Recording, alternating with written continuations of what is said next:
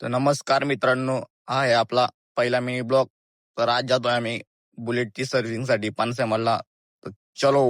आणि तसंच एक भावाचं पण लग्न आहे, ते पण अटेंड करून घेऊ. तर चला मग दाखवतो तुम्हाला. मग पोहोचलो आम्ही बोरसच्या पेट्रोल पंपवर. मग तिथं पेट्रोल टाकलं, मग थोडी मजाक मस्ती केली, मग निघालो आमच्या रूटने आम्ही. मग एका लोकेशनवर थांबलो आम्ही.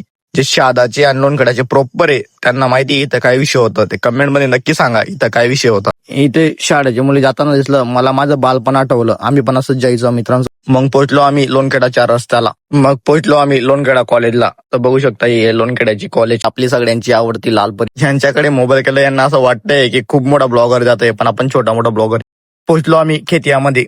मग पोहोचलो आम्ही शोरूम मध्ये. इथले आमचे मित्र रोहन भाऊ ते सांगत होते की आज ओनर आले नाही म्हणे, तर उद्या या म्हणे. मग काय परत उद्या यावं लागेल. मग गेलो डायरेक्ट मित्राच्या लग्नामध्ये. मग तेवढ्यात बघितलं आमचे गणी भाऊ डायरेक्ट घोड्यावर बसलाय. मग थोडं नाचून पण घेतलं, नाचता तर काही येत नाही आपल्याला. मग भेटले आमचे शुभम डान्सर, बघा शुभम भाऊचा डान्स.